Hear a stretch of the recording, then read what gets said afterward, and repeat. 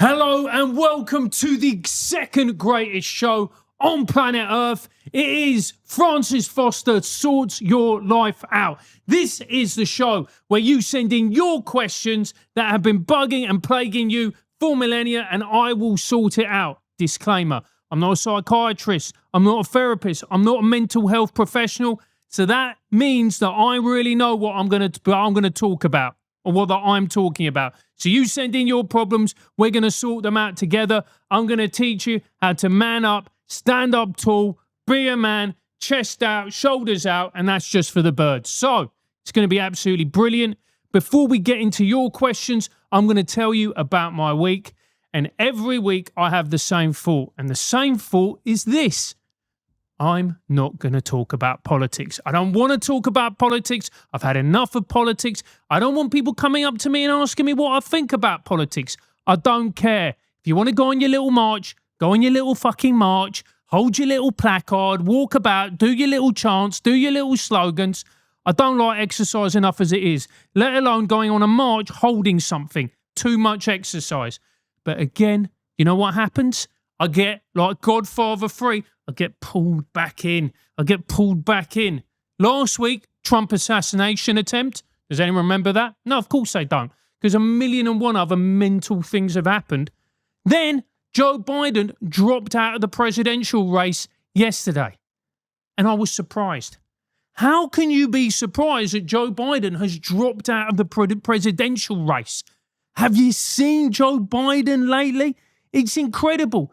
The man mixed up Volodymyr Zelensky with Vladimir Putin when he brought Volodymyr Zelensky to the stage. And you saw Zelensky do this.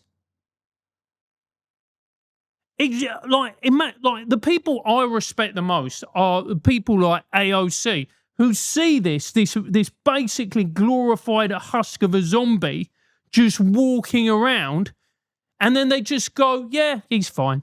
Keep going. I'm with Biden. I want those people, I want them with me.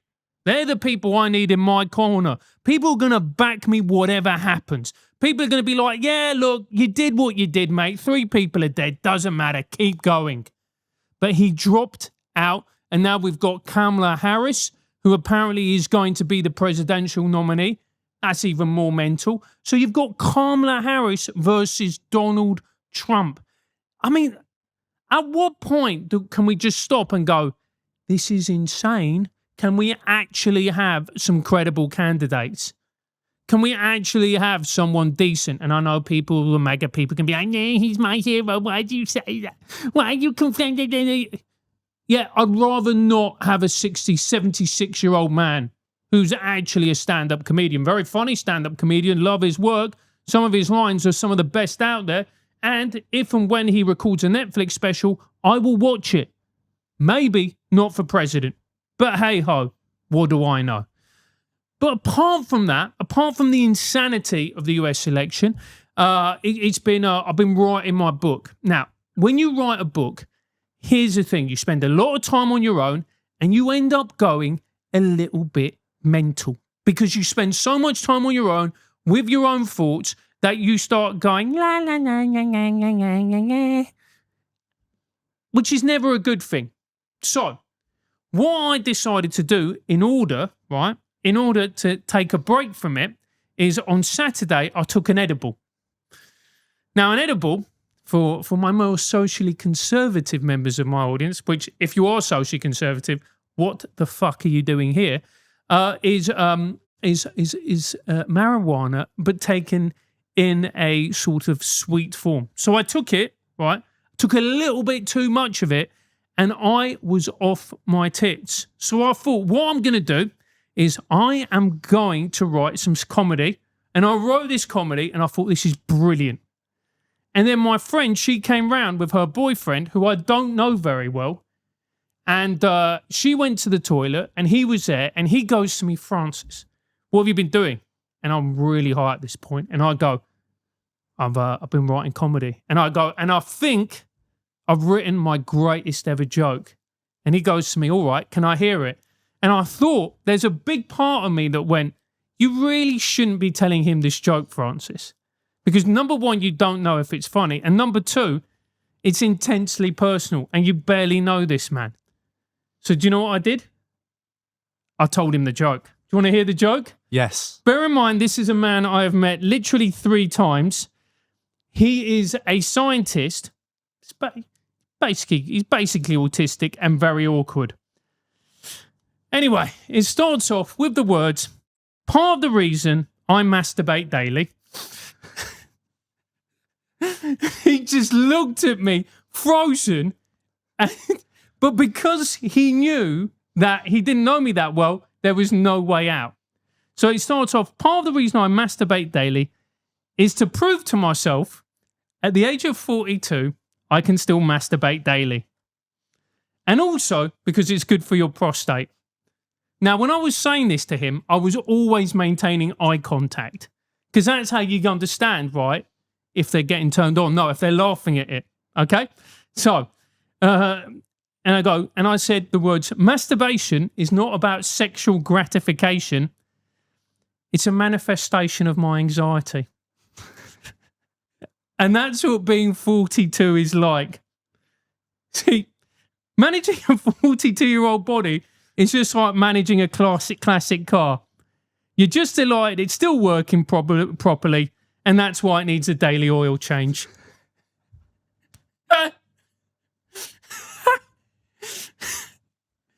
And he just looked at me in the eye with this expression of what I can only describe as a combination of disbelief, horror, and awkwardness. And then he just looked at me, and then he said the words, is that going to be part of a larger routine? And I was so confident. I went, to be honest with you, mate, I think it's strong enough to open at the top. And then he got up and he said, oh, I've got to go to the shops and get something. And he left. I mean, he came back after a while, but I think he needed to compose himself. I then, after that, went out, listened to loads of Phil Collins on my, I listened to loads of Phil Collins. Anton, friend of the show and all-round legend, he, friend of the show, he works on the show. He was at a wedding, so I was basically spamming him that I was listening to Phil Collins and how great it was. By the way, In the Air Tonight, what a tune. Oh my God. You don't even, I actually listened to it sober and it's not as good. Of course not. But listen, take an edible, right? If you don't take drugs, really, come on, you're going to die. Fucking, man up, woman up, whatever it is. Anyway, listen to it In the Air Tonight. Anyway, so I took it, so messaging Anton all the time. And then I said to myself, I'm going to be good. I'm not going to eat badly. I'm going to eat protein, healthy. Anyway, 20 minutes later, I was in a pizza restaurant. Then I went round to an ice cream place, smashing back a massive tub of ice cream, bumped in to the boyfriend, had another awkward conversation where he said to me the words, oh, I thought you were meant to be working out. And I was like, mate, I don't give a fuck. This tastes great. And that was my Saturday. So the point is, right, I think this is a point. If at the age of 42, you don't get married and you don't have a family, and then you write a book, you just end up going insane. You end up losing your mind in the most undignified way possible by taking edibles, publicly eating too much ice cream, eating by yourself in a pizza restaurant off your nut, and then telling someone you barely know one of the most a masturbation joke where you reveal horrific details about yourself that you've never exposed to anyone else.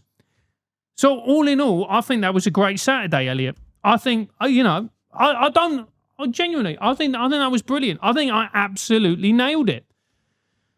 So that's part of it. And, and then, there were other things that happened, the breakdown of technology. There was a technological breakdown, which is why we need cash. I didn't really care because at a certain point, when you've lived as long as I have, right, when things start to go wrong, you get a bit of a visceral thrill. When things go wrong, you're like, oh, this is exciting. What's going on here? And then you see that people can't go on holiday and you think, good. Why should you enjoy your life? Why should you have any joy? Why should you be able to fly to the Costa del Shag and I'm sitting here on my own on a moth-eaten sofa in a flat by myself. Why should you have this joy? And then you find out that their joy has been robbed from them, and that just makes you feel so much better. It's honestly, I've got to tell you, it's better than taking an antidepressant. Watch people getting robbed of the small things that make their life bearable. It's, if anything, it will help you to masturbate daily. And Elliot's a 19-year-old lad, and he's currently got his head in his hands. And you see, this is what happens when men spend too much time on their own. They go deeply weird. And they enter the dark zone. And that's what do you know what? It's not my fault. Don't blame me, blame society. I should have been socialized more. I haven't been. I've been left to my own devices. I'm like one of those zoo animals that's just doing laps of their cage. And that's where I am. Who's keeping you in that cage? Society. The man. And obviously by the man, we mean the Jews. But, And no, we don't mean the Jews. It's a joke. It's a joke. It's the man. The man is keeping me in the cage because the prison is in the mind. That's a direct contradiction of what I said before. But you know what? I read it on the internet, so it must be right. But the final thing I actually wanted to talk about is I felt a twinge of empathy this week. I feel a twinge of empathy for Jude Bellingham. Do you know who Jude Bellingham is? Yeah. Yeah, okay. So Jude Bellingham, if you don't know, is he's 21 years old. I think he's 21 years old. He's one of the greatest football players of his generation, soccer players to our North American friends. He's he won he plays for the biggest team and best team in the world called Real Madrid. He is the La Liga Player of the Year, so he made his debut in La Liga, which is arguably one of the best leagues in the world, if not the best, and he's the player. He won the Champions League, the most prestigious prize in club football. He's playing at the biggest club in the world, and he scored a record amount of goals for them. And people are going, he's arrogant. Of course he's arrogant. Of course, like if I was 21 years old and doing all of that, I would be arrogant too. Look, mate, there is no way I would be up to my face in strippers and cocaine. I would. And he doesn't do that. He just behaves like a little bit of a dick and people going, you're arrogant. He's 20 years old and he's already made more money than any of us can ever dream of. He can have access to whatever woman he wants. He's an international celebrity. He's a generational talent. Of course he is. It's like these people saying that Justin Bieber at one point was behaving badly. Of course he's behaving badly. That's the point. That's why you succeed to that level, so that you can be who you really are, which is to be a massive prick. That's the whole point of success. That's why I'm doing this. Do you think I'm doing this for the love of the art? No. I'm doing this so that I can get enough money and enough success that I can walk around, be a massive cunt, and then everyone looks at me and goes, yes, sir, thank you. That's why we're doing it. That's why we're doing it. Stop. Why does everybody like going, I just want people to hear my message? Fuck off. No, you don't. You don't care. You just want the of social media validation. That's all you want. That's all any of us want. That's all I want. That's what any one of us wants. Oh, pick up my phone. How many followers I got? Yeah. That's it. That's all it is. No, there is no message. You just want everybody to love you and to make enough money so you can behave like a prick. Cheers. His net worth is £40 million. He's 6'1". Yeah. And he's only 21 years old. And he's a handsome boy as well. He's a good looking lad. And he's a generational talent. If you told Anton, who is a massive fan of Everton Football Club, don't Google it, it will just upset you. There's enough sadness in the world. That Jude Bellingham was joining Everton. Anton would do laps of this room like a little dog being told that he's going for a walk. That's how good he is. He's so good at football, even in the rarefied echelons of elite football, he's still at the very top at the age of 21. Good on him. Jude, I know you're a big fan of trigonometry, and I know you're probably watching to this. My message to you, son, is lean into the prick. Fuck them. You did it on your own, mate. You don't owe them anything. Give them the fingers. You know, he's like the new Leonardo DiCaprio for girls my age. How do you mean? All the girls follow him, repost his photos, and talk about how they want Jude Bellingham. No one else. Course. He's the one. Is he the one? Yeah. Of course he is. Look at him. He's also, unlike DiCaprio, because we forget about Leonardo DiCaprio. Leonardo DiCaprio had like pretty lesbian vibes when he was young. You know, he kind of did. He looked like a pretty lesbian, right? I mean, Jude, he's all man. He's all man, 100% pure testosterone, magnificent thighs. There we go.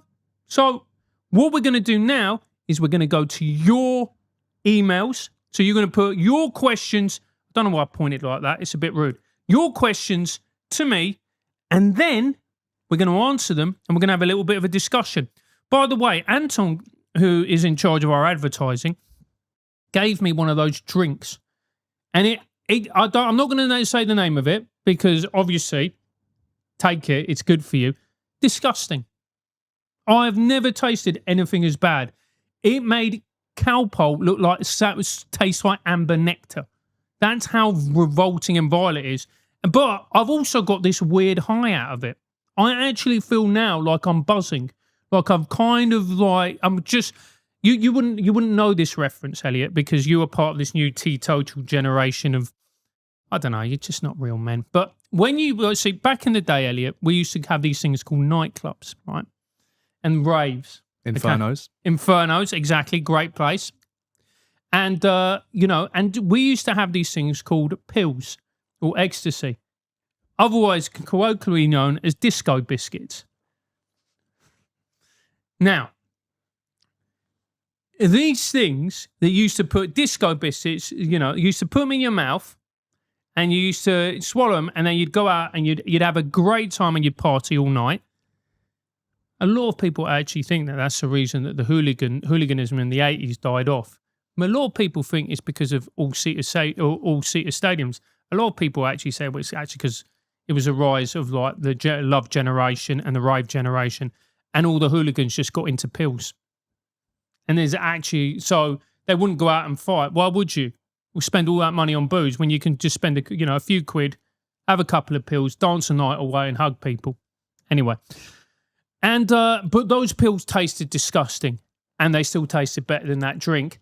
However, I am now feeling like I'm coming a little bit up. So I think he spiked my drink.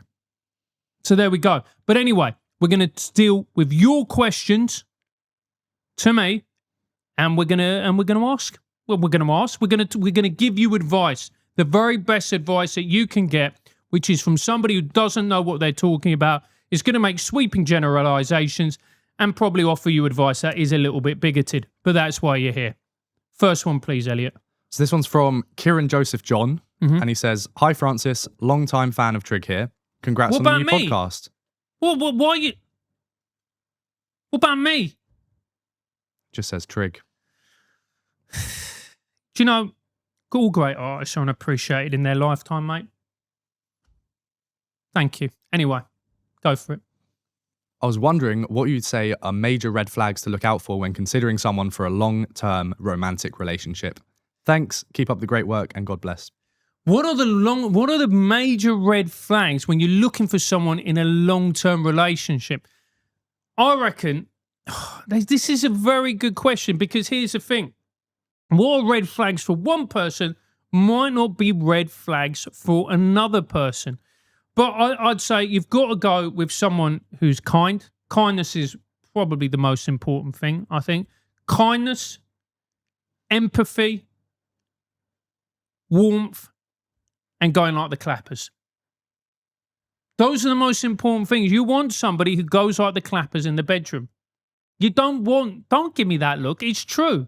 What you do not want is somebody who is a bit like, I don't like doing. No.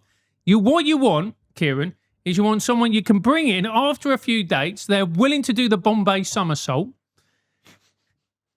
And they're just willing to go with you. That's what you want, you know? You say to her, listen, darling, it's Saturday night. Do you fancy doing the chocolate Swizz? And she says, yeah. But you want somebody who enjoys himself, has a little bit of fun, a little bit of joie de vivre. The worst thing you can have in someone is somebody who's miserable. Is there anything worse than walking into a room, even if someone's very happy or very beautiful, and you see him and you're like, oh my God, Jesus, really? It's you again? No, you want someone who's a little bit fun, a little bit feisty, a lot filthy. That's what you want. You want that.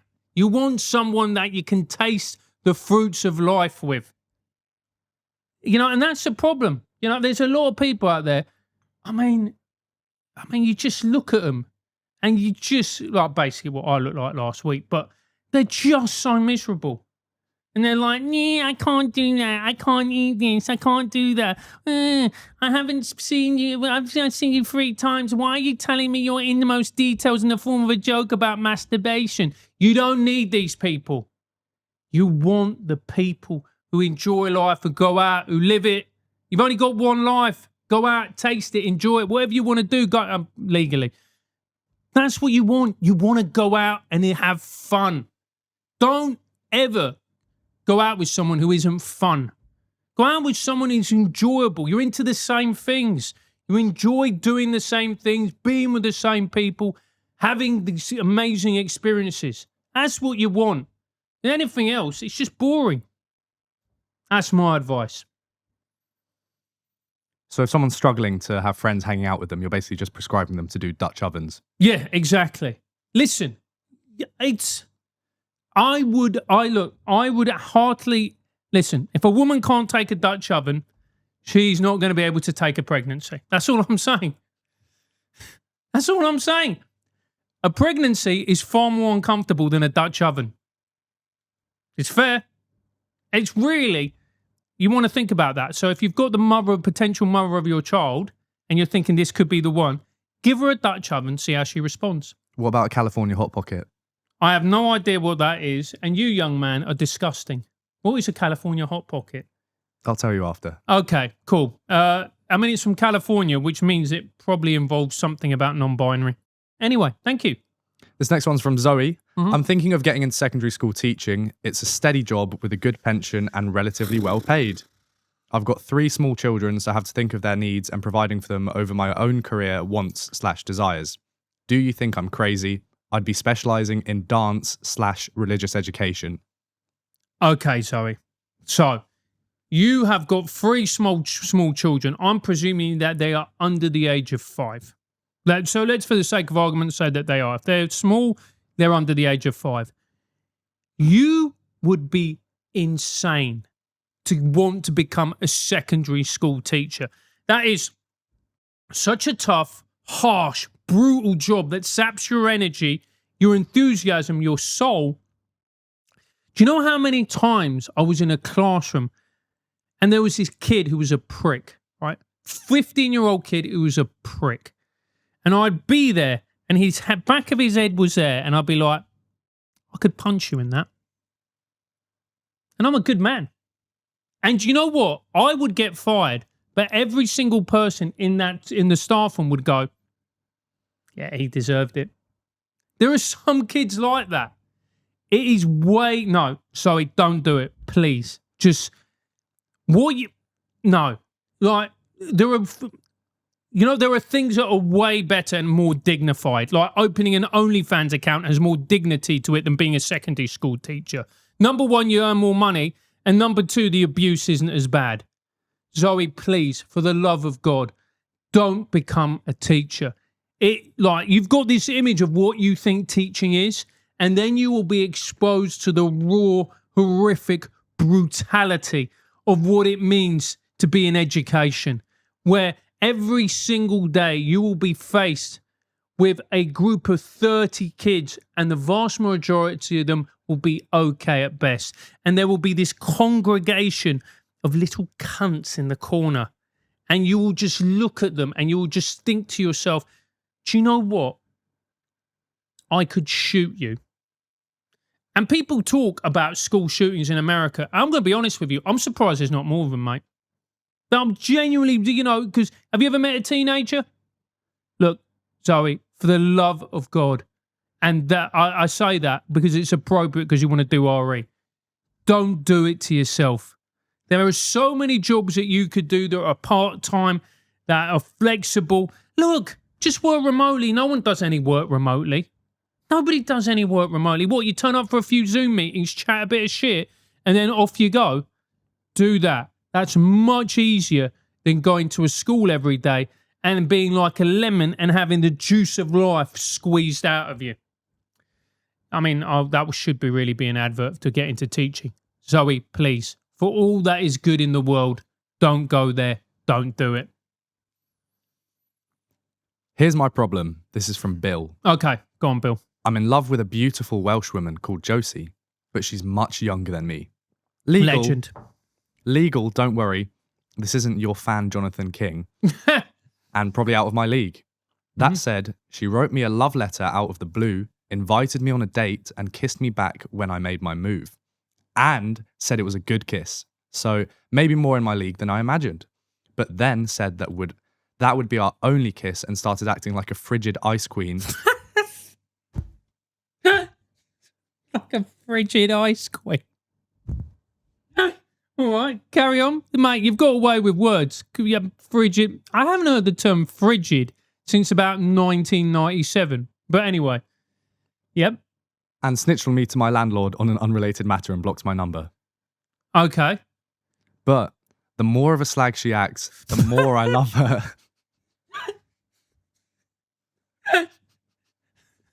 Do you know what, Bill? I think you could be a poet, mate. I think you could be a poet. Such is your way with the English language. It is absolutely beautiful. Describing your enamoured or as a frigid ice queen, and then referring to it in about a couple of sentences after that as behaving like a slag, which doesn't really make logical sense, but we'll leave that as is. Mate, I'm going to be honest with you. I don't think she's the one. I don't think she's the one for you. I don't think that there is any long-term future to this relationship. The fact that you went on a date, the fact that you had a cheeky little kiss, look, that's all great. But, mate, I think it's probably time to move on here. And by the way, what did you do to her, Bill? What did you do to her that she blocked you and then reported you to your landlord? Come on, Bill. Let's be honest. There's two sides to this story, William, my friend, and you are only telling one side of it. So what did you do? What did you say? Come on, you said something, you cheeky monkey. I mean, the fact that she reported you to your landlord shows that she's really pissed. Did you tell her that you watched TRIGGERnometry? Was that what you did? That blatantly was what you did. You're like, oh, me like this, YouTube show. You showed it to her. She's got her pronouns in her bio, they, them. She lost her shit, and then she tried to get you kicked out of your place. I don't know what to say, Bill. I really don't. Except to say, actually, do you know what? She might be the one. Maybe that's what you want. Maybe you like your ladies a little bit unhinged and feisty. But that's what you get with the Welsh, mate. A majority of them are inbred. They've never left their own country. They keep it in the village. So that's it. Maybe she was a little bit inbred and therefore temperamentally unstable. Have a think, Billy. But I do not think this is the one for you, my friend. I think there's plenty of other girls out there who are less psychotic and who will actually maybe not report you to your landlord and try and get you evicted. Just a thought. Good luck, my friend. He's also left a PS. Yep. Trinidad. Legend. You're a good man. It was definitely the fact that you told her about Trig. This one's from Andrew. Mm-hmm. Dear FF, I need your advice. Mm-hmm. When living in cities becomes unbearable and expensive, how can we persuade people to return to the countryside and cultivate the land? You can't. It's shit. Have you been to the countryside? Do you know what? Like, I like liberals. I like all people, right? Conservatives, okay, they're great. You know, you wouldn't want to party with a conservative, would you? I mean, fuck me. I mean, just like you wouldn't want to party with a woke person. Just catch him in vegan. Fuck off, right? But they all love the countryside. They all love it. They're like, oh my God, I just love the countryside. I just really like going for walks in the countryside. I just really like walking with my dog in the country. Have you been to the countryside? It's fucking boring. You can't get a good coffee. There's cow shit everywhere. I know someone who went for a walk in the countryside. You know what happened to him? He came back with Lyme disease. You know what Lyme disease is? It's spread by ticks. It's a lifelong condition and you're never going to be cured of it. If he'd stayed in Peckham, would that have happened? No. He would have been stabbed and then we would have found out there and then where he would have made it, if he would have made it. He wouldn't have been going back for regular checks and all of this stuff. So no, like, I don't like the countryside. I despise it. I've never liked it. When we went, like, I used to get taken camping. People be like, oh my God, camping's just great. It's not, it's shit. Camping is shit. It's basically blackface for homeless people. That's all it is. That's all camping is. You go somewhere and you pretend to be homeless for a bit. You make some crap food and you go, oh, this is great, sleeping under the stars. And when it becomes too uncomfortable, you leave and let the other homeless people just live the way they live. It's bollocks. It is absolute crap.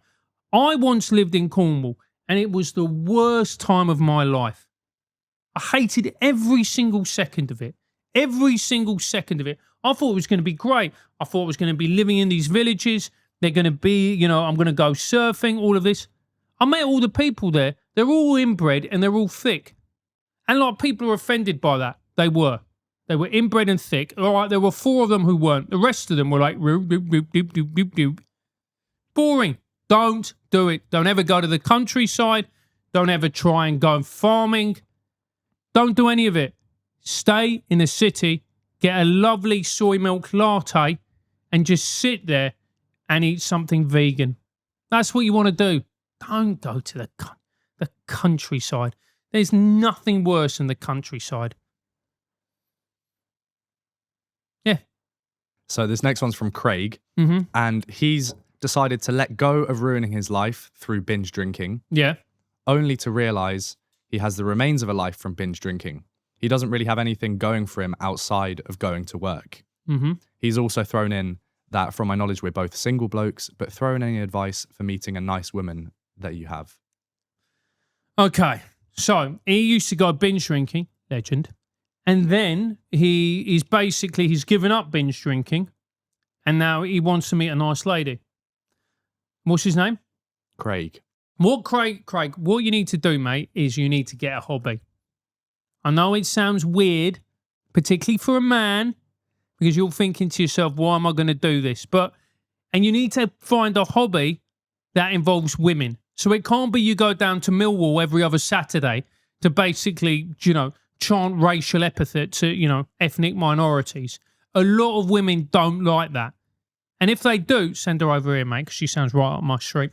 But I would suggest to you that what you need to do is you need to get yourself a hobby. Think to yourself, right, booze is gone. That's gone. What am I going to replace it with? And what you could replace with is one of those little drinks I've just been given. Because I don't, seriously, mate, I'm starting to feel off my tits here. It did taste like it was spiked, Anton. Anyway, so what you need to do is you need to find yourself a hobby. What do you like doing? What do you enjoy? What would you like to do outside of the parameters of work? Do you like movies? Do you like theatre? Do you like all of these things? And I would encourage you to pick someone which has something which has a class-based element to it. And I'm not talking like, you know, fox hunting, which is obviously upper class. What I mean by that is you go to a class and you do a class. So what have you always been interested in doing? What would you like to do? What would you like to try? And by doing that, you're more likely to meet young ladies. And by doing that, you're more likely to get a little bit of, you know, sweet, sweet minky. That is how I would advise you to do it. Now, the problem is women get upset when you refer to them as sweet, sweet minky, even when you know them for a long time. They kind of have a sense of humour failure about it. Can't take the banter. So, That is what I would advise. Think to yourself, what do you like? What do you enjoy? What do you want to do? Do a class in it. Look around. Scope them. Find the one that you like. Corner her. Go at it.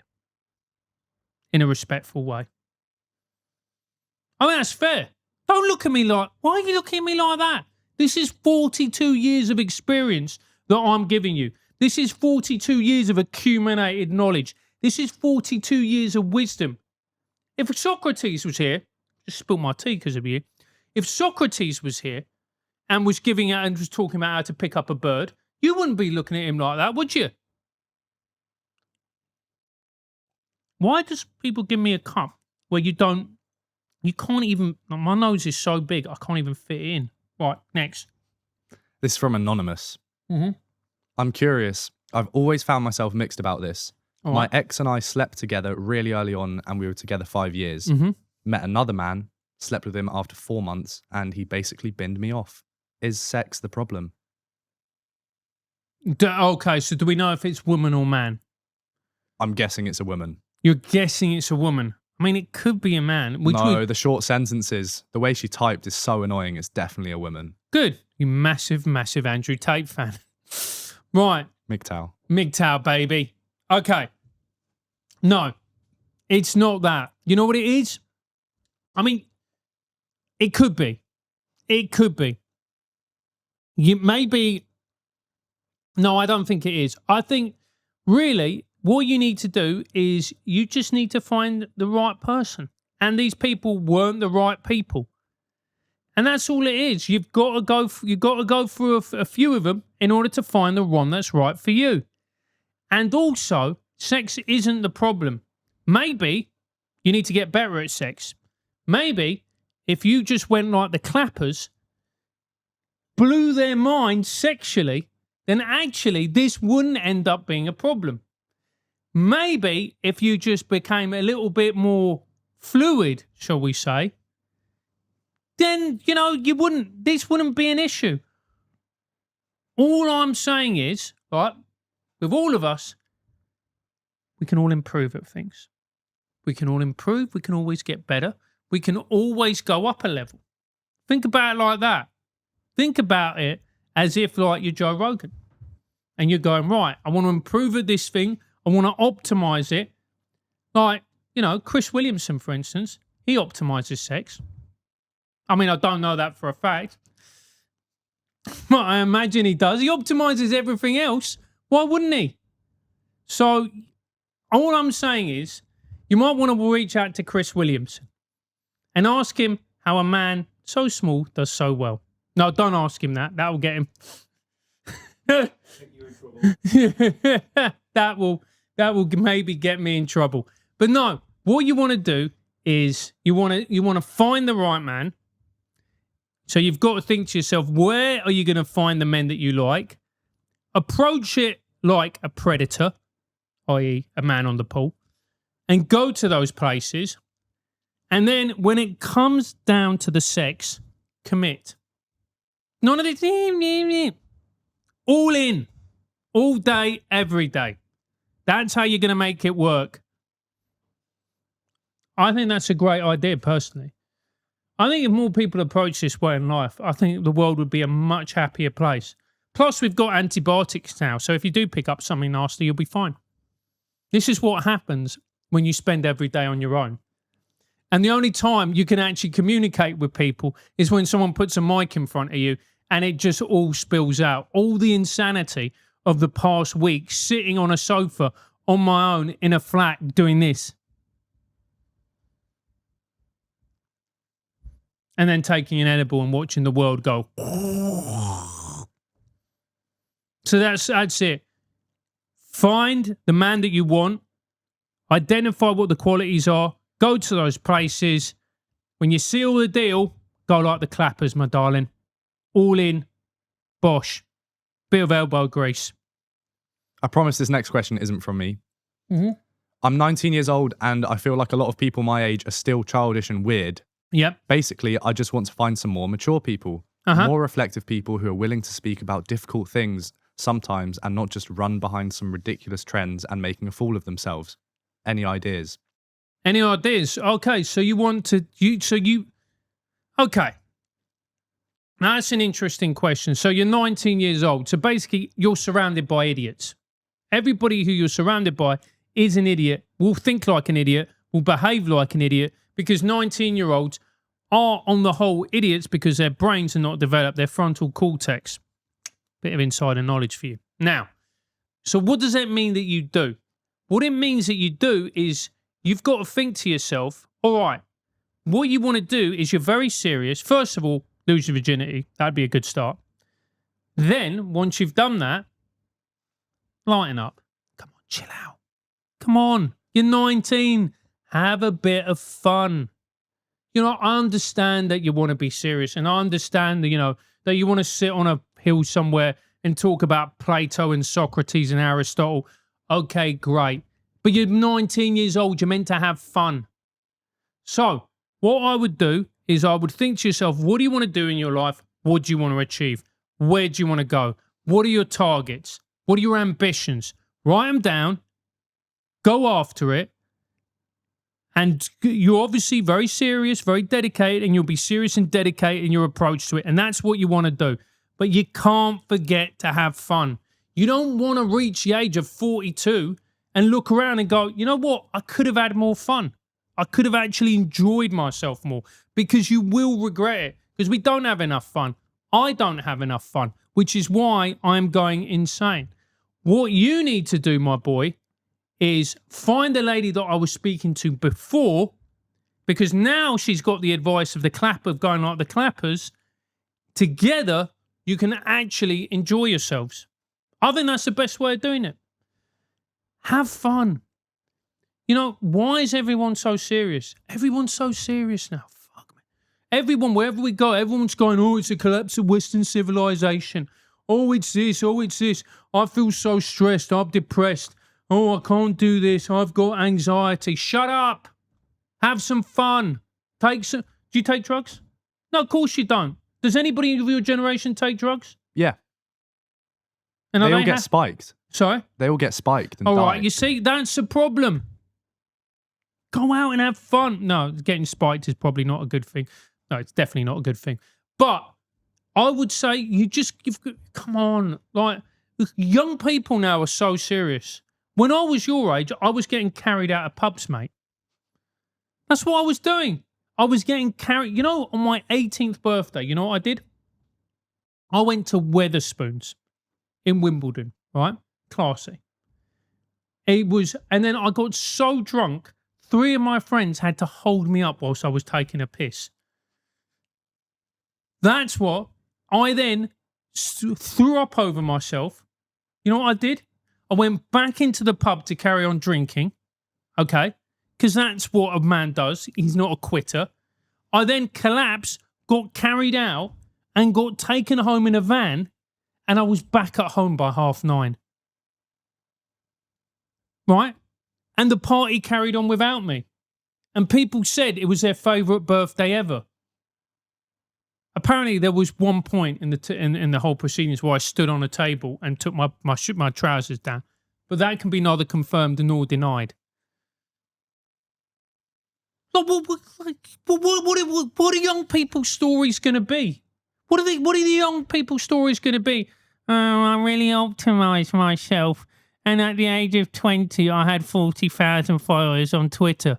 What's Twitter, Grandad? Oh, it's the reason we're now living in a cave.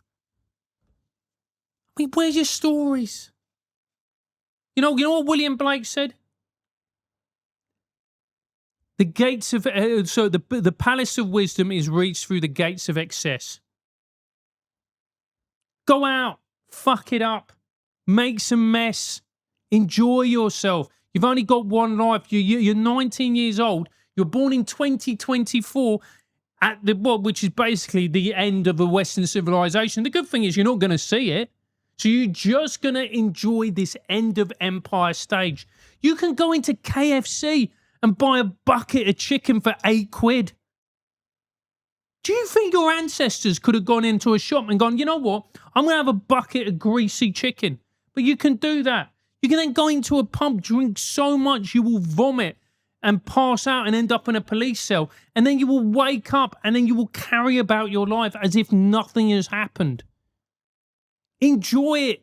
Just enjoy being young. And you're 19, so your body basically, you're an X-Men. You can regenerate. I can't do that. If I have 2 drinks, that's it for the month. I'm finished. And you're 19. You have the whole beauty of life in front of you. And you're talking about wanting to be serious. You've got all the time in the world to be serious. Don't. Play. Have fun. And then if you play and you'll have fun, you'll meet people who are like-minded along the way. Next question. Go on. Martin.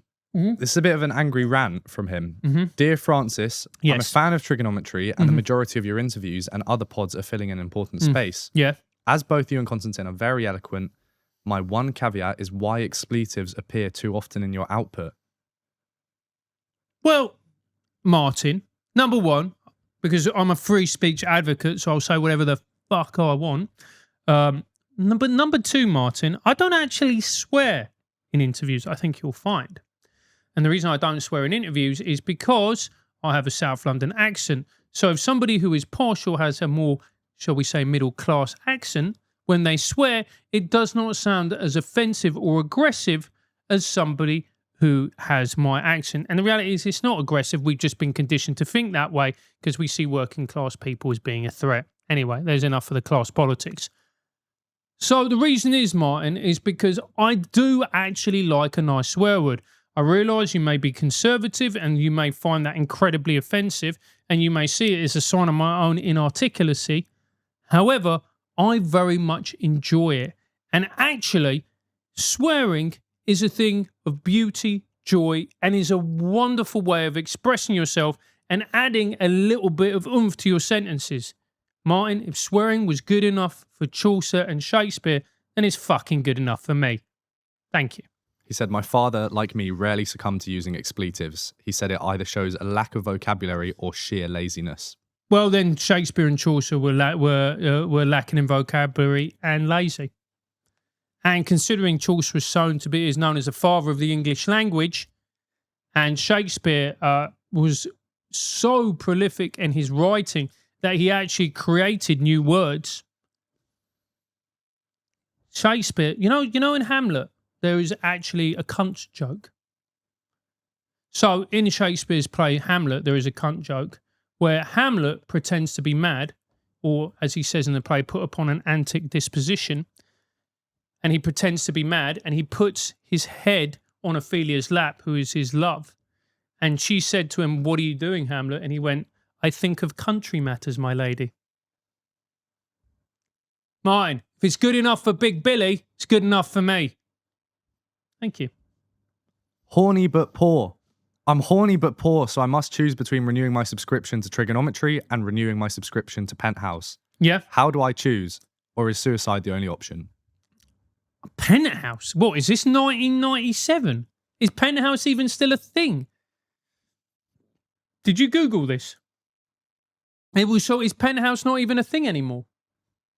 Mate, you are showing your age here, my friend. Penthouse. I remember the days of Penthouse. I was going to tell you a story, Elliot. So, when I was 15 years old, do you know how I made a few quid at school? So, I used to sell porn mags. True story. So, I sold porn mags, and I used to make quite a lot of. I remember I sold one for £20 in 1996. 20 quid. That was a lot of money then. So just adjust it for inflation now. Let's have a look at the old computer. 20 quid. How much of that is that now worth in 2024? £100 in 1996 is £235. So what's a fifth of that? I don't know. I can't do the maths off the top of my head. So it's 47 quid. So basically, I was selling porn mags for half a ton now.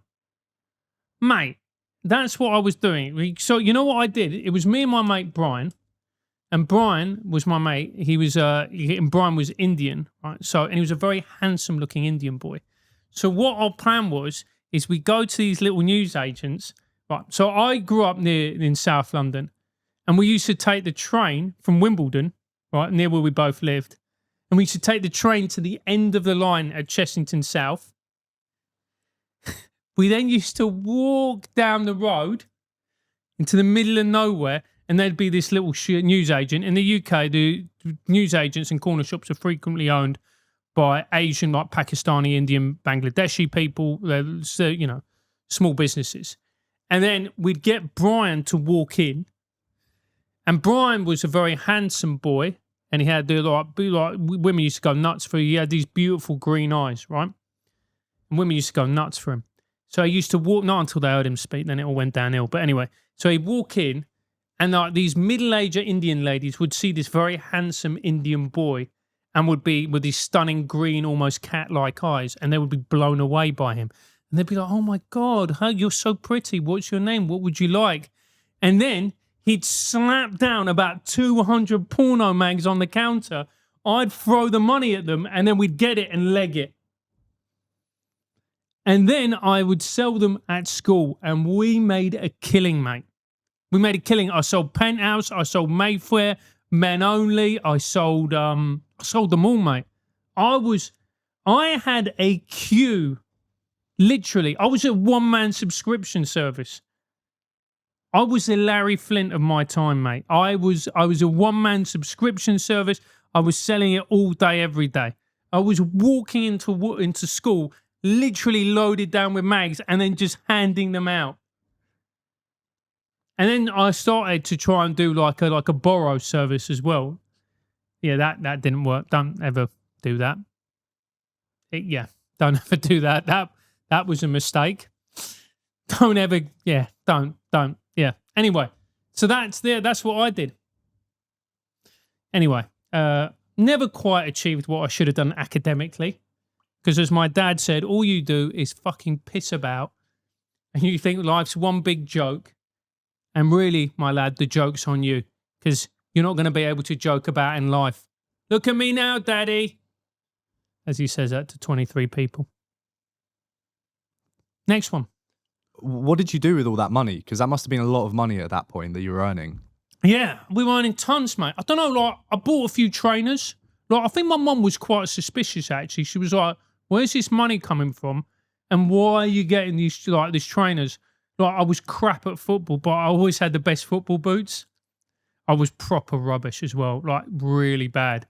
But I used to turn up to football in white Puma Kings that cost 90 quid. And my mates were like, how did you afford white Puma Kings?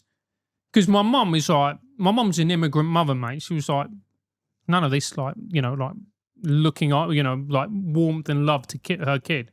So I just bought it on, I invested it in things like football boots and football tops and, just stuff like that.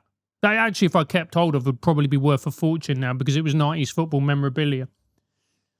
But I remember, I think it was World Cup 98, or maybe it was, anyway, I bought the Bolivia kit, the Bolivian football kit. And that cost me about £80 at the time, £70. With the little eagle on it, with the little condor. I was a hipster before it was cool. I went out in white Puma Kings in a Bolivian football kit. I wasn't well liked at school by some people, Elliot. This is the last one. Go on, man. I wish to remain anonymous. Yeah, go on. Dear Mr. Francis Pfister. Yes, that is what the ladies call me. I work for a failing podcast which underpays its staff to keep the so-called talent living the high life as jet-setting social media influencers. Mm-hmm. I've found myself forming a massive crush on one of my co-workers. Mm-hmm. There's something about his faux Hispanic ways that I find so alluring. Mm-hmm. The way he pushes his glasses up his nose. The way he gracefully demolishes a bowl of pasta. Mm-hmm. The way the light catches his increasingly grey hair. I can't stop thinking about him. I close my eyes and I see his face, his small, mole-like eyes piercing into my very soul. I want him to hold me in his manly arms and tell me stories about Wigan. I yearn for his touch with every inch of my quivering body. He used to be a teacher, and I keep dreaming about being one of his pupils and being disciplined severely by him as I've been such a bad boy. I want him to smash in my beef curtains so it looks like an IED is detonated at an abattoir. I know he's not perfect, but I can fix him. I'm meant to be making an intro for his new spin-off Agony Aunt show, but I decided to spend the time writing this email instead in case it gets cancelled after 2 episodes of disappointingly low viewing figures, making it commercially unviable.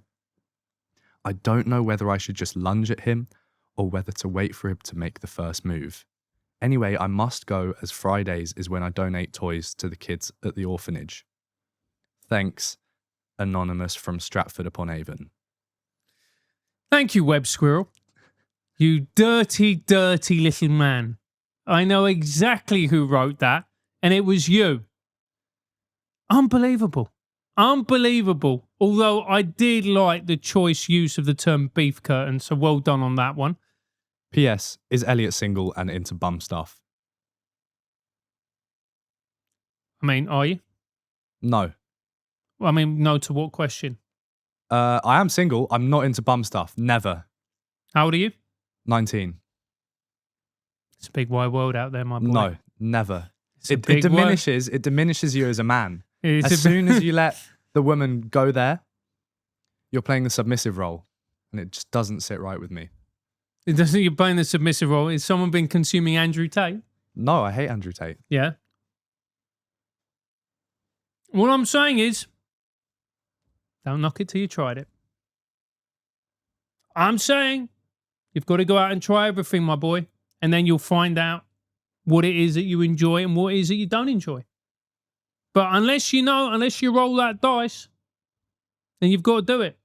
You've got to try it at least once. That's what Anton told me, and he's Greek. Prostate exam? Yeah, do it. I think so. You're a bit young for a prostate exam. Well, at least another 20 years and you'll get one in you. Literally. Well, by the time you do, it's probably will be done by blood test.